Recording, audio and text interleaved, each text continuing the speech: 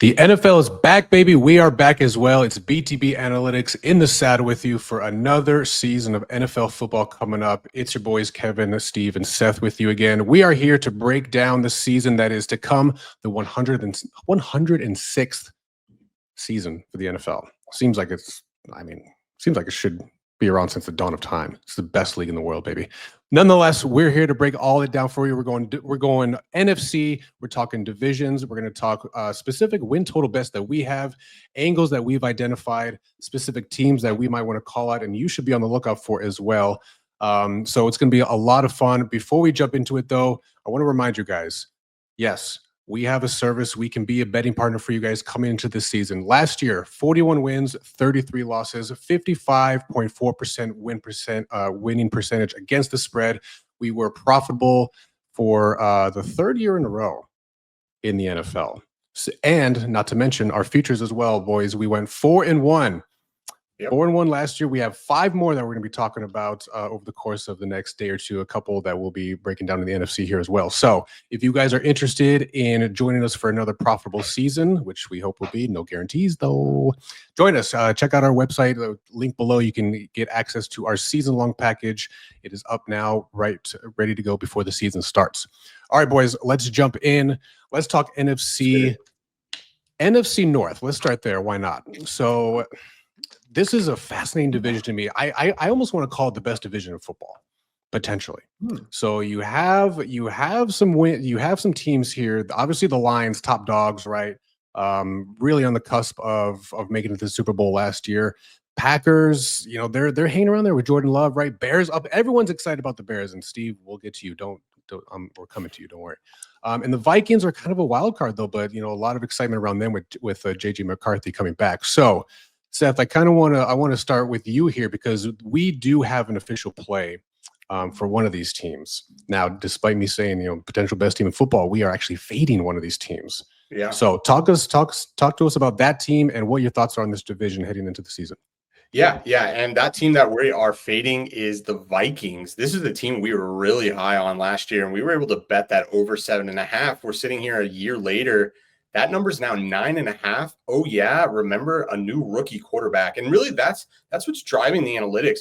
You got better than average quarterback play last year, and now you're basically going to be betting on getting that again, and you're betting a rookie quarterback to do it. You talked about the strength of schedule in the NFC North here, and you're right. This is one of, if not the most difficult divisions. We have the Vikings with the 28th hardest schedule. The Lions with the 30th hardest schedule, the Packers with the 23rd, and the Bears with the 26th. The reason this is a hard schedule is because, like you said, these teams are good. So we're really fading the JJ McCarthy experiment, especially at the 9.5 number. To be frank with you, I think a 9-win season for a rookie quarterback is a pretty big success in my eyes. So that's what's driving the analytics on this one. We specifically make the number 7.9 DVOA. Exactly 7.9 in their simulation as well. And then we have a kind of special model. It's called a mixed effects model that it allows us to kind of look at some of the larger effects of new coach, new offensive coordinator, quarterback, things like that. And it makes the number 6.9. So we're seeing agreement across the board. And I think we got this number at like plus 130 or no, minus 130, something like this. We love it. I got a minus 125 at minus 125. Minus 125. So we love it. We think it's a solid bet. We have a cutoff of a 10% edge or greater, so it's at minimum a 10% edge. And you can see the landscape here. I really think we're going to see regression from the Vikings, not only offensively but potentially defensively. So that's the thesis. That's the bet. I'm actually really like this one. Yeah, and one other quick note on them too is Sam Darnold, kind of the unexpected starter for them last year with McCarthy going down in the preseason. And talk about another. You mentioned regression, and in one-score games last year, they were 9-1. Another one of those stats that is hard to replicate and do year over year. So especially with the rookie quarterback. Rookie quarterback. So a lot of data and a couple of trends as well pointing in the direction of the under. So we like where we're at on that one. But Steve, I know no official play for us on the books for the Bears, but we need the beat. Tell us, give us the dirty and down low on the Bears here, and what are there any angles that you're thinking of with this team coming into the season with the hype with the Ben Johnson and Caleb Williams year 2? Yeah. I mean, no official plays for you guys, but let's talk about what I'm doing. If you can't tell, I'm a resident Bears fan here. And I'm sorry, before I start here, Seth, I just want to repeat something that you said, but I think I missed it. You said the teams are what in the NFC North? You said all these teams are good. All of them? Yeah. At least they're competitive. I just want to hear. If you guys are new here, I took so much shit last year for being the Bears fan, and rightfully so. But to answer your point, Kev, yeah, obviously the talk around town is it's Ben Johnson as the head coach. And listen, it is preseason. Let's not blow things out of proportion, but belt to ass the Bears from the Bills on that last preseason game. I mean, Caleb was rolling. He was, doing the RPO. He was doing the play action. It looked good, and the ball was out of his hand quickly. And that's been the bugaboo for the last 2 quarterbacks for the Bears, is holding on to the ball too long, the system being too, intricate or whatever, maybe too long to get plays developed and help out a rookie quarterback. With Justin Fields when we had him, and now Caleb Williams, that problem is gone. So with that being said, I am delusional fan. I mean, this is not official financial advice, but the NFC North is wide open in my opinion, and there's definitely worth a sprinkle for the Bears to win the division. And hear me out here, right? What I'm looking at Detroit, on one hand, we all know Detroit had 21 starters that were injured last year, or on injured reserve specifically. They were decimated, right? Yeah. Now, what remains to be seen is what was Ben Johnson's contribution to the offense. We all know about Dan Campbell and his aggressive tendencies going on 4th down. We know about that defense, but what are they going to do without Ben Johnson? It's a question mark. I'm not saying they're going to suck, but it remains to be seen. Kev, you already pointed out the Vikings, JJ McCarthy. What is that going to be like? We have no actual NFL game footage on him whatsoever. Is he going to be great? Is he going to have those growing pains? We don't know. And then the Packers are the Packers. I'm not even going to go there. My point is, if you pull up the division for the division win percentages and the win totals, I'm going to talk about this kind of throughout here. But when I see these things, and Seth, correct me if I'm wrong here, but when I'm looking at these market totals of essentially within 2 games, and I see that Bears disrespect there from Vegas, that's fine. But when I'm looking at our projected wins here, and I'm seeing 10.5 for Lions, 9.4 for Packers, 8.1 for Bears, 7.9. Like, to me, that's all in the mix. Yes, the Lions absolutely have the edge here, but if one thing goes wrong, to me, this is a wide open race. And we talked about this in our college game. If you guys watch college football, about the Big 12 being wide open, to me, the North is the exact same thing. So we'll see. Yeah, and I mean, you're right that those wins would have to go somewhere if the Lions do regress. I don't know that they're going to regress because of the issues they had with injuries. Right. But also to your point, just where the market is on this. This is a team we've actively faded. Kevin say we're profitable the last 3 years. We're profitable fading the Bears, unfortunately for you, Steve. We've been on their under wins every single season. This is the first year the numbers actually don't support an underplay. Now, I get that you as a fan kind of want to bet the over, but this is a first year where we don't show value on the under, which is actually, an improvement. So yeah, I get the thesis. You're 100% right. If the Bears do regress in some way, that probability has to go elsewhere. And we know that there's questions with those other teams. And maybe this is the year where the Bears can step up and fill that gap. I hope you're right. I hope they beat the shit out of the Vikings 2 times. Amen to that. Amen to that. Yeah. So official play for us again, Minnesota under 9.5 wins, -125. We got that at MGM. So I think that's still pretty largely available, if I'm not mistaken. Yeah, it's moved a bit, but it's still widely available. It's a very large edge. You can bet that all the way to -140. Okay, there you go.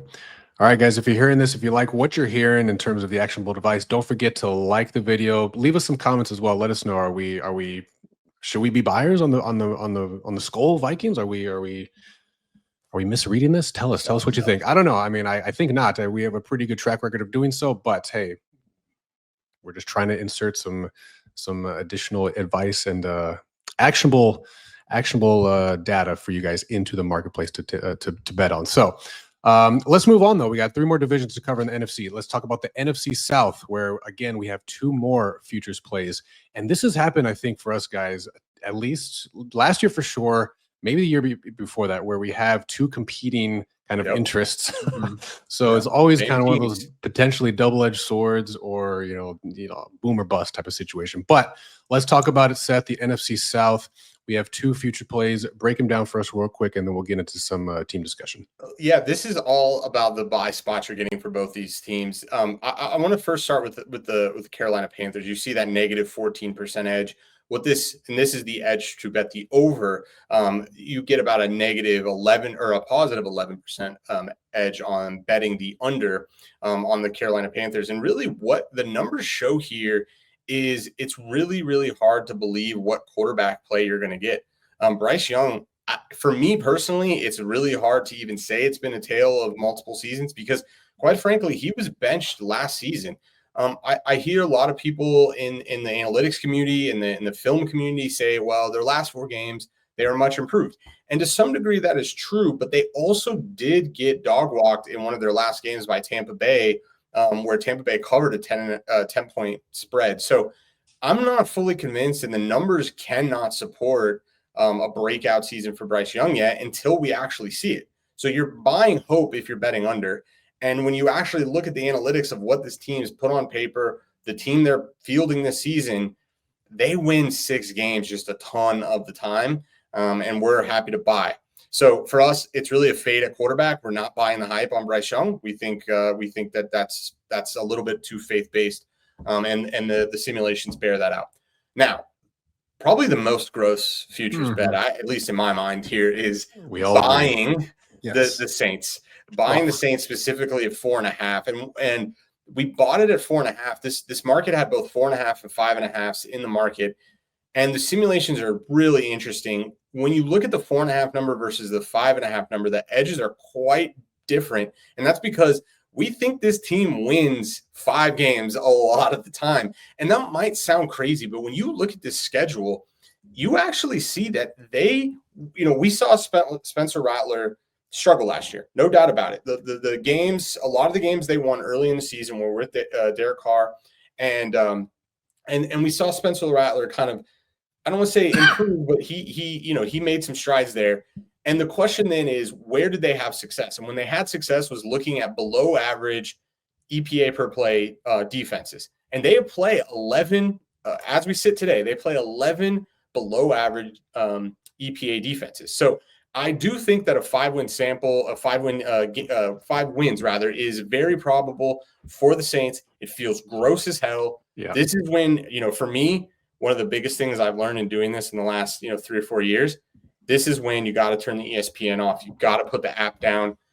These things make and want you to believe that it's a complete free for all. It's going to be the worst season of all time. And could it be? Yes, it might be. We have a lot of uncertainty at quarterback, but the answer to me is that we saw what Rattler could do. He won 2 games, I believe, last year. And again, he did this and he had some success against poor defenses. And they play 11 poor defenses. So that's the thesis for the buy. I'll be the first one to tell you it's gross.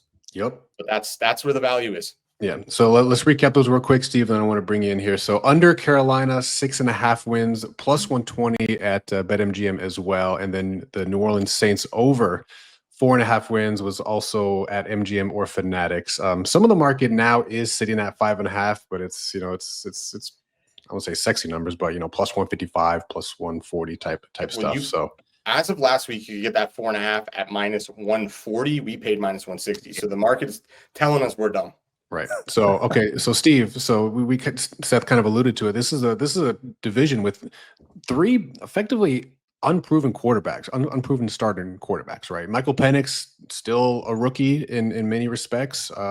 Same thing with Bryce Young. And then who the hell knows what's going on with the Saints. So is this, this is the Bucs runaway division, is it not? I mean, listen, ESPN Logic to Seth's point would absolutely tell you that. But, we've seen the Carolina Panthers win games they absolutely had no business winning, whether it was Bryce Young, whether it was Andy Dalton. I mean, we've been on the wrong side of those games where they sucked all year and then they find, hope and magic and effort at 1 week. So who knows, right? I do genuinely agree. My thought, though, here, and this is, I want to, tee it off to you two, especially you, Seth, is we talk about the value at the Saints over 4.5, and I do say that is absolutely gross. I cannot echo that enough. Yeah. However, can I interest you in a potentially less gross bet? right? So FanDuel has Saints to finish last in the NFC South at -135. So my question to you is, we're betting the over 4.5 on the Saints. What's their ceiling? We're betting the under 6.5 on the Panthers. What's their floor, right? Because I'm just curious, and this is not a official bet, but I'm just curious where those tails lie, right, between these two teams. And, does that make you sleep a little easier at night? Not really. And I'll tell you why. Actually, we kind of think that these are the same teams. And maybe that sounds crazy right now, but is that true? Like, what if Bryce Young is played as poorly as he's played in the past, and Spencer Rattler plays as poorly as Bryce Young? We think that these teams win 5 to 6 games. They both kind of are the same shitty team. So I think it's a race to the bottom. And I think I'd rather just kind of be where we're at, which they both kind of win six wins, which would cash both of those. So yeah, I don't know. For me, I don't think the tails get you there, but I'll take a look. Yeah. I will say the one thing I am concerned about, though, and this is, if you guys are watching, we are, if nothing else, transparent. We are always talking about our different process. Obviously, it's just a different kind of talk than what you see with these touts and whatever. But, as part of our model, we look at, amongst all these other things, quarterback play specifically, right? So we do identify who the quarterback is, and we have a special treatment for rookie quarterbacks and how we use them into the model there. My concern, though, and Seth, one last thing before we move on, is we don't actually know that Spencer Rattler is going to be the starting quarterback. As of today, technically speaking, it's still the quarterback competition, right? I'm concerned if Tyler Shuck is going to even be an average rookie quarterback. Obviously, we have no idea, no data, whatever. But yeah, I mean, this is probably one of the most field gross bets of the year. But for better or worse, we're locked in, baby. Yeah, and like you said, we don't know the situation at quarterback here. So to me, though, I think you're basically saying you're going to get average or below average quarterback play. That should get you about 5 to 6 wins, and then if you get to sell at 6.5 wins for Carolina. So yeah, it's gross, but I've learned this lesson before. I think people overblow what true bad NFL teams look like, and a true like an average bad team wins 5 to 6 games. They don't win one game. And the ESPNs make you to believe every year there's a team winning one game a season. And if you actually go look, that's usually not the case. Would the look-ahead lines make you believe anything different? The look-ahead lines have New Orleans favored in only one game this year. But now, again, underdogs win games. Like we know this, right? Underdogs win games. People get injured. But to me, the real play here in the uncertainty is the Falcons. On paper, the Falcons have like a lot of the offensive pieces. Penix played actually, in my assessment, really well in those 3 games. Does all of a sudden we look back in a year and they go, holy shit, Atlanta was really good on paper. Why did we not see this coming? Again, another good thing for us on the Carolina side. Sure. If they win all 4 of those games against the Saints and the Panthers, that hurts us one way, but it helps us the other way. Yeah, I think this is wide open. This is a wide open division. Yeah. Okay. So we'll see. It feels gross, but hey, like Seth said, it is what it is. You trust the data, you follow the data, and you just roll with it, baby. So under Carolina 6.5 plus 120 is what we got, and then New Orleans over 4.5 minus 160 is what we got as well. So let's move on. We're moving on to the NFC East, returning Super Bowl champ Philadelphia Eagles on top of this division once again, presumably, but another fascinating. I won't say 3-dog race, but like the Cowboys are in more years in this year more so than any that I can remember, at least, like an enigma. Like I think there's a lot of uncertainty around them and what we're ultimately going to get with them. But from the market standpoint, and like you can see, the market's at 7.5 on the Cowboys, so not particularly high. We'll just say. But no official plays for us in the futures market for this division. But yeah, Steve. Coming into this one, obviously, Jaden Daniels and the Commanders kind of the sexy poster boy of the league right now. Do you expect them to dethrone in any way the Eagles? I'm sorry, I'm just still caught up on the Commanders are an enigma. Are they going to be ass or trash? Like what's confusing about that? I'm not sure. If I said Commanders, I meant Cowboys. No, I'm sorry, I meant Cowboys. I'm sorry. Oh, yeah, okay. Yeah. Yes, yes. Yeah. So they've been great at winning, 8 games and just hanging on to the edge of Yeah. mediocrity for so many years. Like I think this could be the year where the wheels fall off and they are absolute ass, or they surprise people and become glass. I guess. I don't necessarily see that coming, but I am excited about the Commanders though. I mean, I think this is one of the teams that, like you mentioned, Jaden Daniels, we talk about how hard it is to actually draft a good, competent rookie quarterback and have them compete immediately. And Jaden Daniels did everything and more. I mean, this is the team we're talking about, expected points added every week offensively. It's like they can't keep this up. And they just, for the most part, did. A little bit of regression towards the end, but like this team was just a team that just kept punching up. So, we've been burned, right? Betting with the, on the Eagles spread against the Commanders a couple of times over the last 2 years in one of those matchups. I'm excited for Jaden Daniels to continue to rise his team. Obviously, Eagles are the class of the East. I think it's still their league or their division, to win. But when we talk about this, we're talking about price, right? I'm not saying that the Eagles can't win the East, but if you look at the edge graph that we have here for the division, we pull that back up, the price for the Commanders is just too good to pass up. That's where your edge is at. And quite frankly, it's a good story to get behind. What I don't like, though, is what's going on at the bottom of that graphic. I'm looking at the projected wins, the over edge for the Giants. But yeah, I think Commanders are a great play. Yeah, I think if you're a Commanders fan, this is an exciting time. I think they could very much win this division, and we show value here. You can see if you got the cojones to do it, and their edge to go over the 9.5 is there. It's a positive EV play. It's just not as big as some of the other things for us. And so I don't know. It's interesting. And the question for me is if we can pull up the DVOA landscape, like who this team is and kind of who we think they're going to be on a per play basis.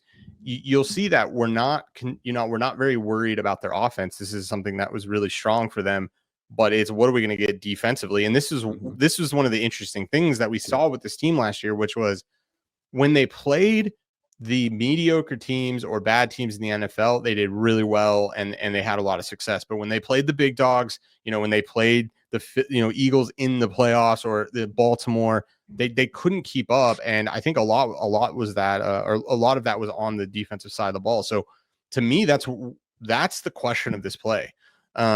Is do you have enough faith? Either are you going to get an even further bump or sustain that offense? Because you're going to have to score a lot of points because you're not going to be stopping people more than likely. So it's an interesting play. I think if you're a Commanders fan, like their EV plays to be had. I mean, go crazy.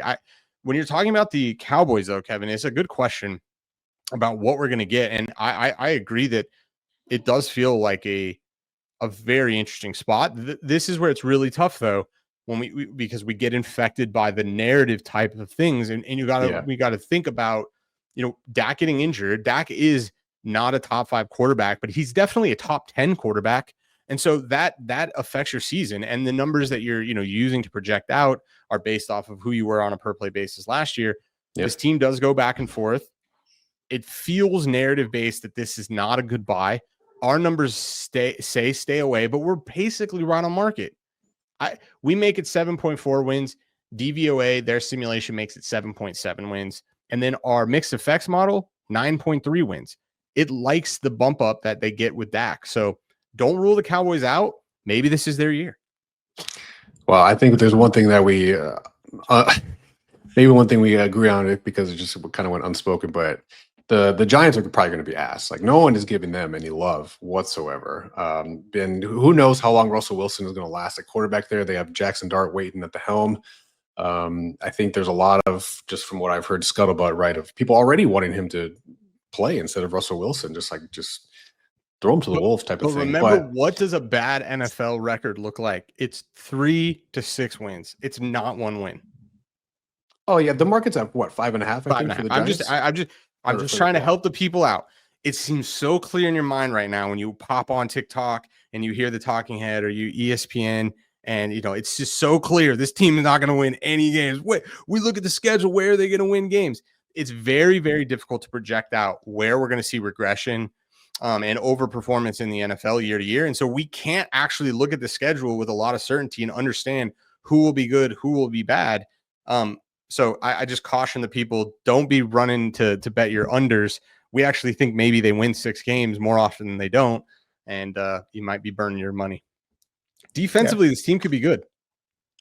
Yeah. Yeah. You know, I do Yes. want to. Sorry, no, go ahead, Kev. No, I was gonna say, yeah, they added some pieces defensively, and Abdul Carter coming out of the draft as well. So that's a boy. They pair him with Dexter Lawrence. So Look what Pittsburgh's done with just a good defense for however many years, right? No quarterback play, so you can't tell me it can't be done. Don't do that. Don't do that. Don't sully the good name of Mike Tomlin with the trash that's coming out of Dallas. Don't do that. Whoa. No, not Dallas. New York. Oh, New York. Giants. Okay. Yeah. No. I well, it could be their year, but no. I'm saying with a good defense from the Giants. The Giants. Yeah. Okay. Got it. Yeah. No. Yeah, that's a good point. And I think one thing, shout out producer Eric. One of the things to call out. I know we talked about this last time too, but the schedule, right? We're talking about the Eagles a couple of years ago because we've been on the Eagles for the Super Bowl run for 2 years now, right? And we were talking about how that difference may play out. You brought that up in the NFC North.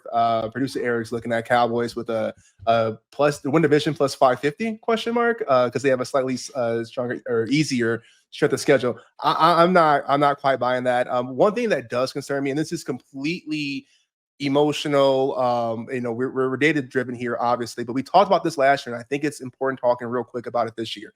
The Cowboys were a dumpster fire, and they just couldn't seem to get out of their own way. I'm not saying that's a 1-win type season or anything like that, but we talked about this time and time again. What I am keeping my eye out on is the Micah Parsons deal, right? Not because Micah Parsons, obviously one of the greatest players right now in the league, not because of his on-field contribution, but just the locker room, right? Where you see this, hey, that's Jerry. I mean, Jerry's come out and said, like, listen, if we're not in the news, I'm going to put us in the news for better or for worse. It's just like, it feels like you're playing for a circus, man.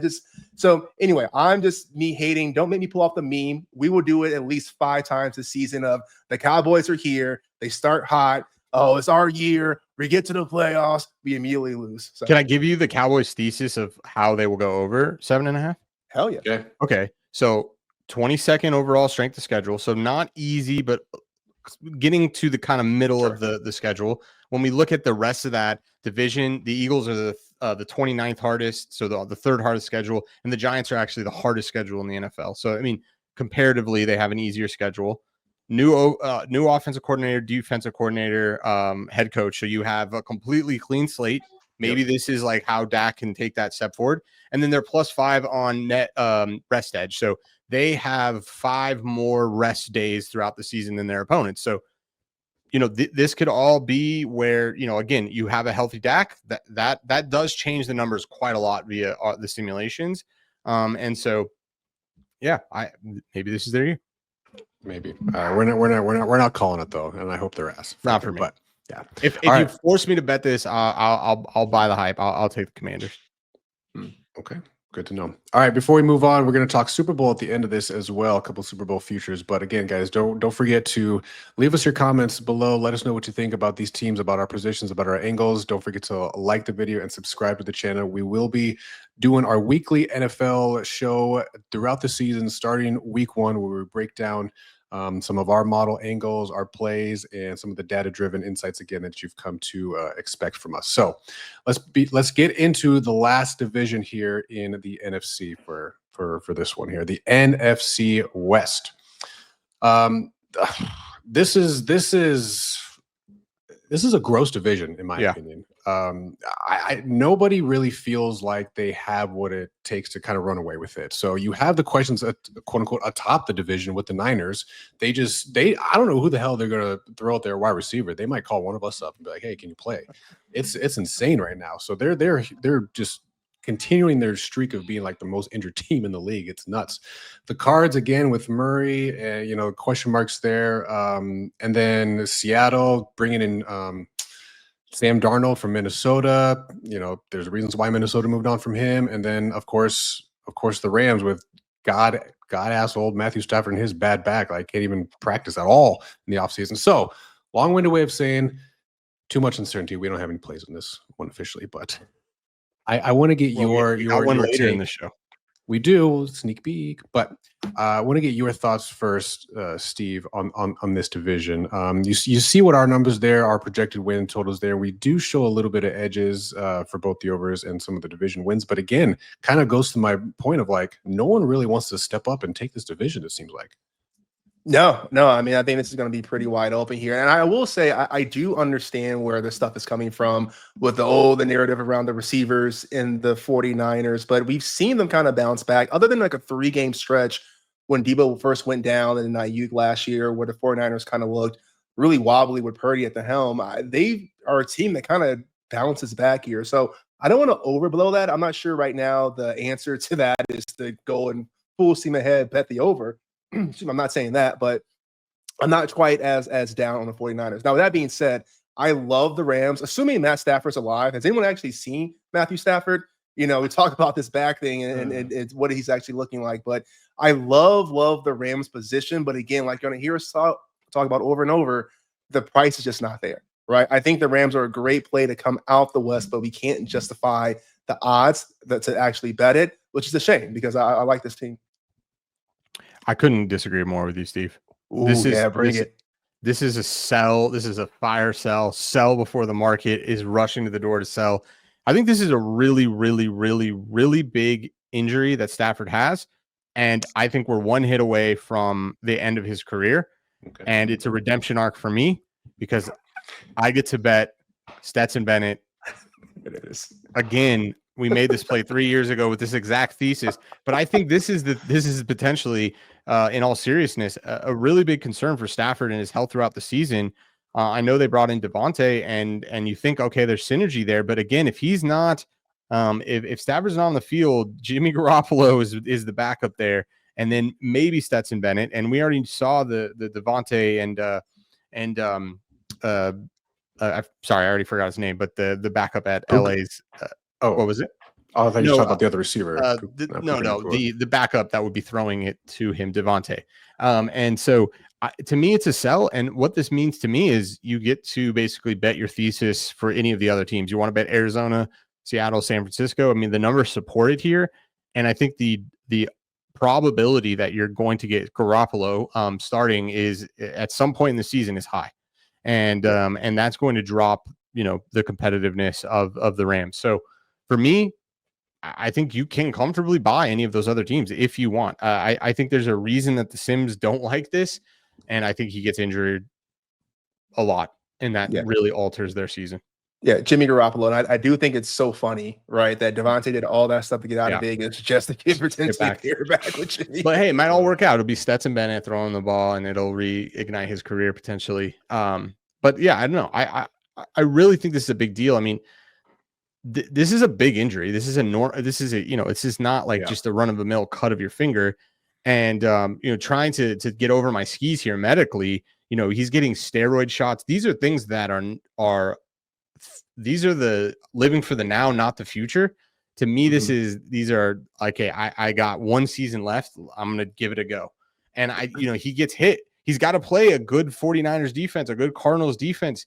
Seattle's supposed to have a better defense this year. He has to play the team twice a year. You can't tell me he's not one sack away from a severe, injury or at least something that's going to put him out for a long period of time. That's even if he makes it to the field. Is that even a foregone conclusion that we're making that isn't necessarily fair? I believe he did individual practice drills this week for the first time.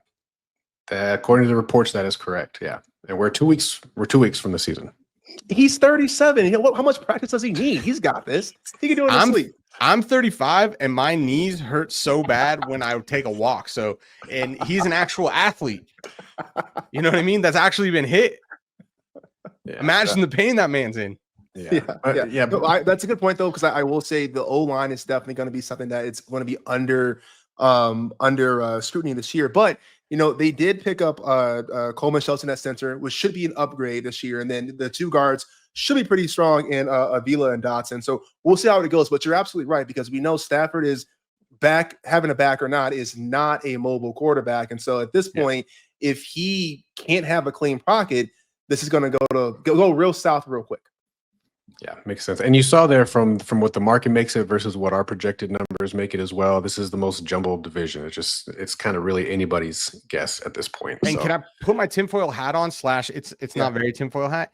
I was really investigating this angle a lot a couple weeks ago, because the reality is, if you feel strongly that he's going to get injured like I do, or he's not going to make it through the season, I think there's a high probability of that. Then the betting the under Devontae and under Puka yards has some value to it, because who's going to be throwing to him? It's either going to be Stetson Bennett or Garoppolo, right? Which we talked about. Guess what? You can't find on 9 out of 10 books markets for either of those wide receivers.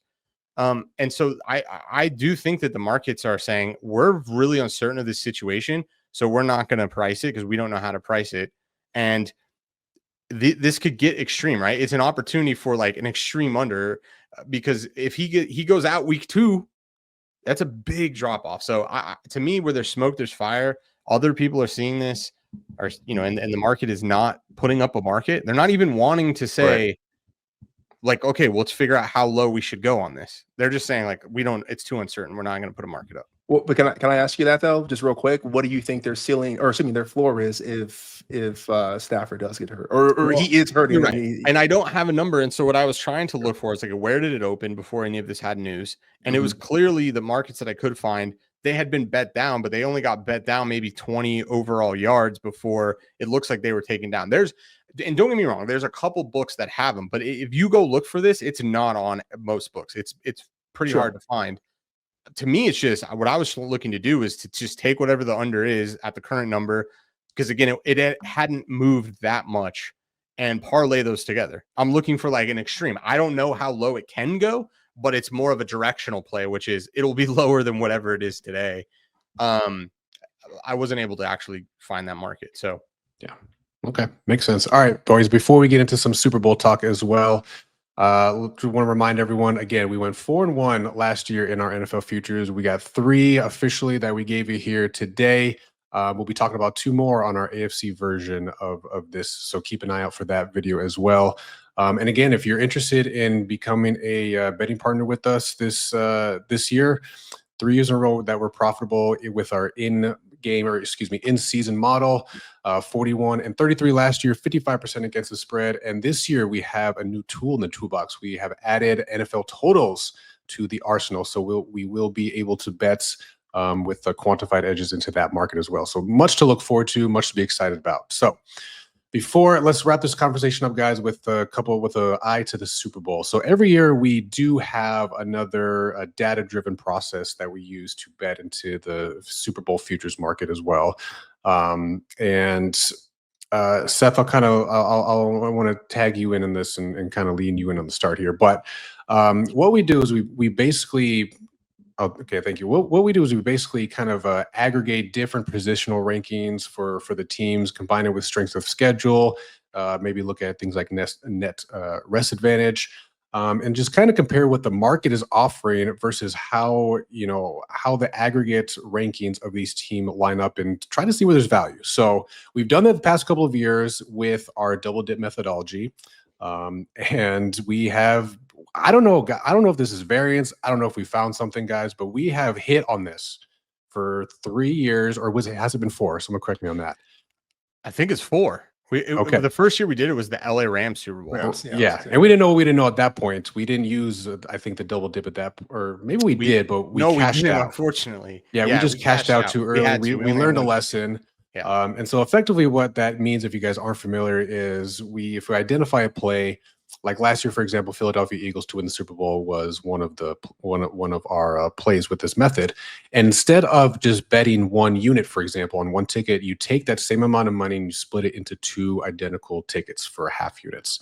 In theory, right, what that does is, should this team meet or exceed expectations and they make the playoffs, you will have some theoretical ROI already built into both tickets, where you can cash out on one of them, realize some profit, and still maintain a lot of the upside with the other ticket.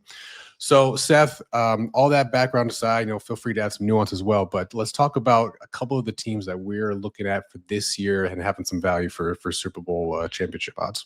Yeah, yeah. And you highlighted everything. I mean, the methodology at its core is really just highlighting roster talent overall and just saying, hey, when we look at each of the important parts of a football team, whether that be the offensive line, the quarterback play, the secondary, how well did this roster stack up? And then how well is it priced relative to similar rosters, right? And what we found this year are two teams that jump off the page, and that is the Detroit Lions and the San Francisco 49ers. And so using the double dip methodology, we're going to be locking those in. And remind me, Kevin, I think we the 49ers were at plus 2,000. Plus 2,000 is still available, yes, at both DraftKings and ESPN Bet. And then the Detroit Lions, you can get plus 1,100, best number at Caesars or DraftKings. Plus 1,000 is also available. Great. Yep. So, and the reality is we make these the third and fourth best rosters in the NFL. And so you're getting basically an opportunity, and you can even see just right off these two teams, we're calling it the third and fourth, and there's 900, dollars in between the odds. That's how some of these inefficiencies kind of come about. And what we're basically betting on is we think one or both of these teams will overperform. And if they do overperform, we're going to be sitting in a really great place to be having a lot of optionality with those tickets. Like Kevin had already highlighted, we can lock up profit and keep the upside of the ticket intact. This allowed us to make a ton of money with the Super Bowl last year betting on the Eagles. And we had the other team, which we weren't comfortable with, but we had because of the methodology, which was the New York Jets. But guess what? Even though we had those tickets, we still made money, right? And so that's the beauty of this method. And yeah, Lions, it almost feels normal at this point that we do this, but like this is the weirdest year where I'm like, it doesn't seem that uncomfortable to do these teams. Like I'm like, oh yeah, like these kind of. I can't recall. I was trying to think back if in all the prior years, Steve, maybe you remember, we had one team from each conference, and this year it's both in the NFC, and maybe that's part of the because automatically you can't like get uber lucky and have both teams kind of make it, right? You're like it's going to be one or the other for sure. Yeah. But last year we had NFC Jets are in the AFC. AFC. Yeah. So the year before we had Eagles. No, was it Ravens that year? Baltimore. Yeah. I forget what the other team was. And then it was the Rams. I can't remember. I think it was only the Rams the first year. It doesn't matter. Yeah, it doesn't matter. Nonetheless, we made money using this method every year. And it works. It seems crude, but it works. And so we're gonna keep doing it. If you're gonna tail, take whatever you're gonna bet, whatever that unit size is, divide it in two, and just get two different tickets. You're gonna thank yourself later. Mm-hmm. Yes, sir. Okay, so there it is. 5 official plays where we have identified value for you guys, given out here in about 40 minutes or so. So I'd say it's been a successful lunch break, if that's when you're listening to us. Who knows? But appreciate you guys being here, though. Again, I want to remind you, we will be live all season long, starting week 1. Breaking down our model predictions and other angles as the season progresses. So don't forget to like the video, guys. Please subscribe to the channel if you're not already. Leave us the comments as well in the video. We'd love to interact with you as much as possible. But it's been real, guys. I appreciate everyone tuning in. Seth, Steve, we'll see you week 1, huh? Yeah. Yes, sir.